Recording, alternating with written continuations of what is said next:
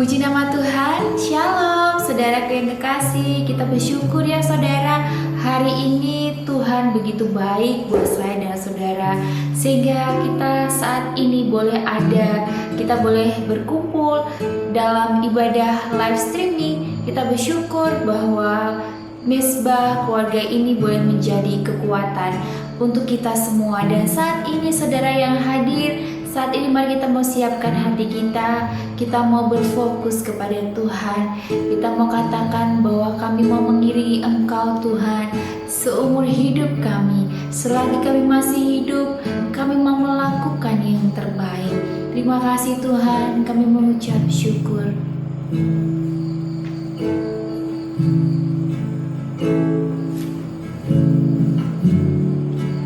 Kekuatan di jiwaku, ketenangan batinku, ada dalam hadirat-Mu. Ku menyembah-Mu.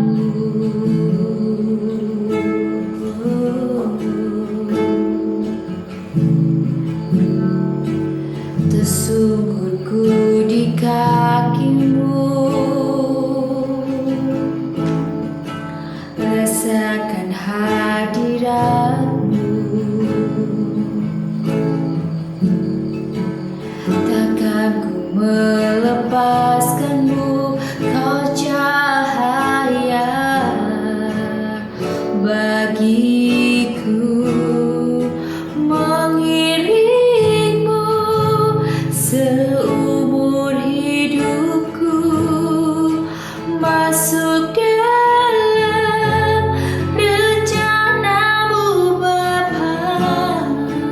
Pikiranku, kehendakku, ku serahkan padamu. Harapanku hanya di dalam-Mu.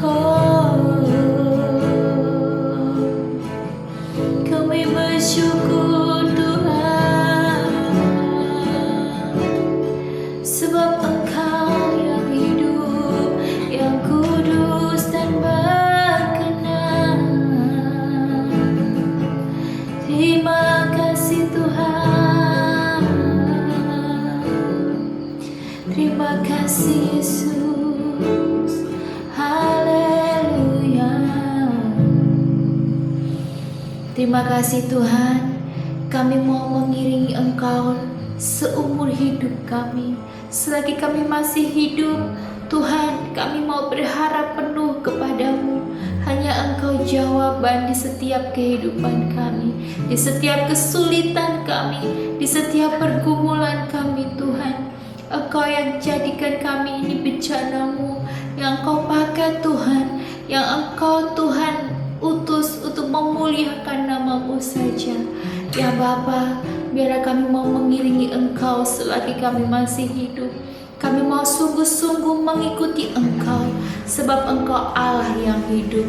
Terima kasih Tuhan, kami mengucap syukur pada siang hari ini. Dalam nama Tuhan Yesus, haleluya, amin.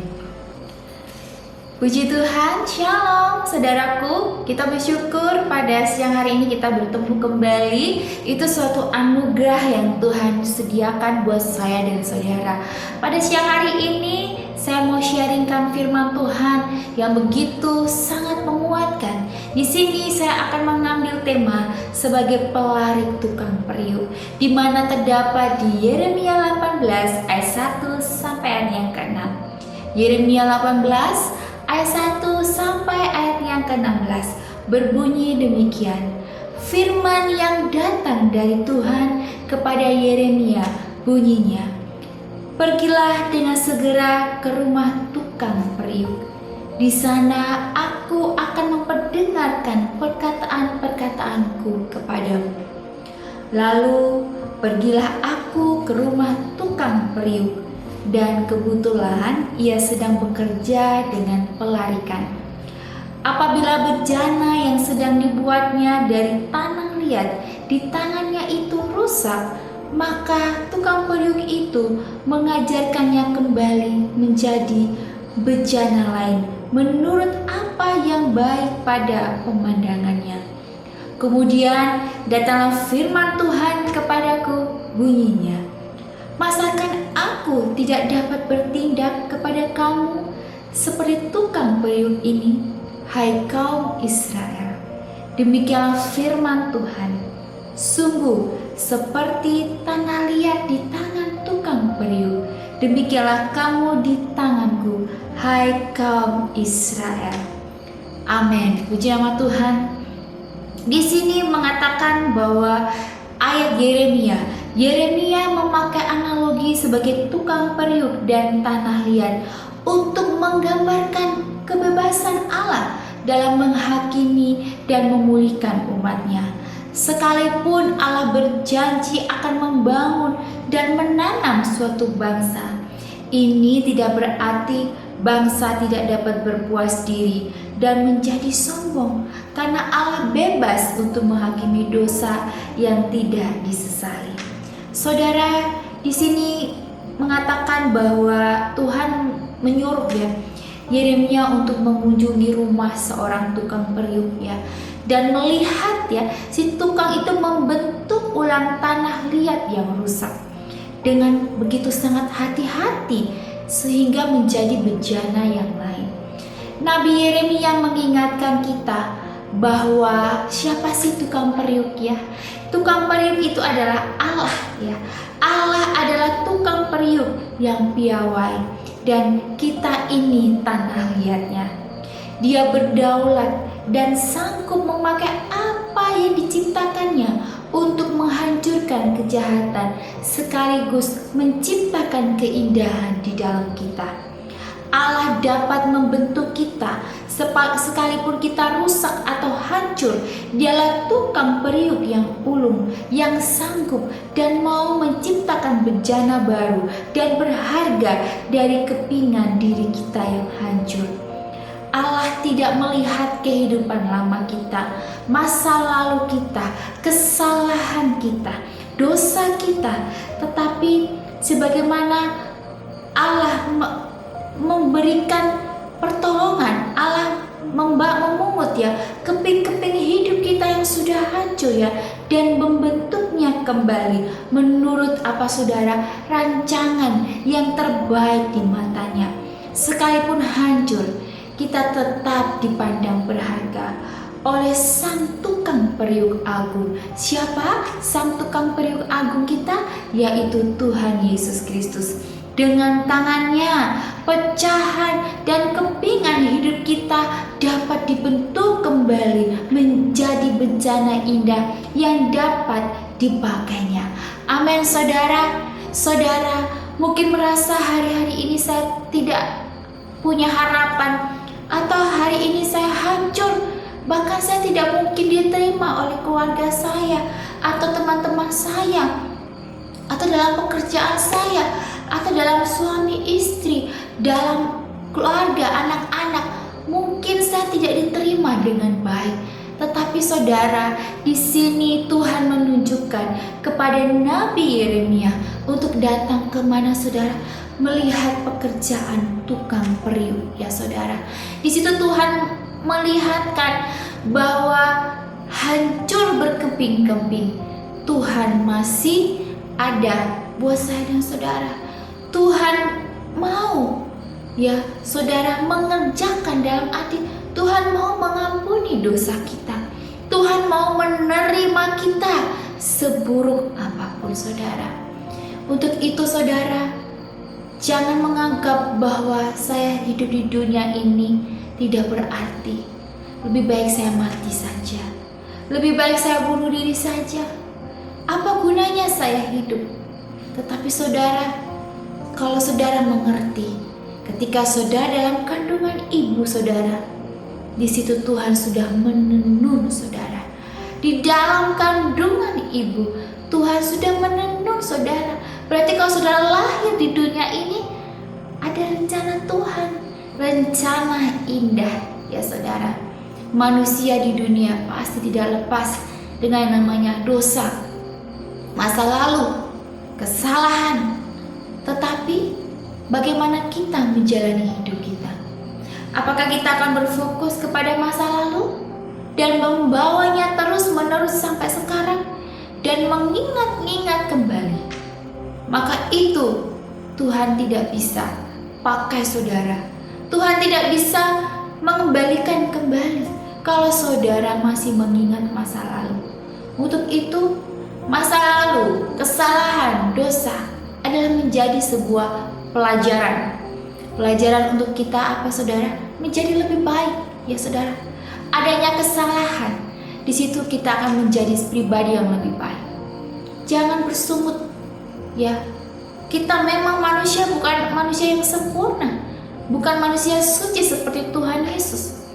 Tetapi saudara kalau mengerti kehendak Tuhan, ketika ada masalah, ya kehancuran, masa lalu yang membuat kita jadi terpuruk, kelam, di situ Tuhan mengajarkan bahwa kita harus belajar untuk bangkit, ya.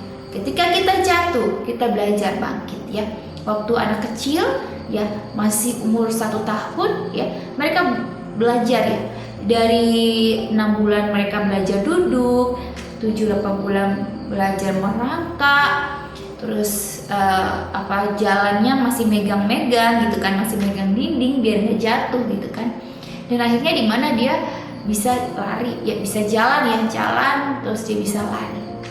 Hidup manusia itu seperti itu, step by step, di mana melalui proses. Tidak ada langsung wah gitu ya, langsung naik atau langsung bisa. Semuanya melalui proses, tidak ada yang instan. Kalau instan pun tidak akan bertahan lama saudara, ya, tetapi melalui sebuah proses. Untuk itu saudara, kita mau seperti anak bayi ini.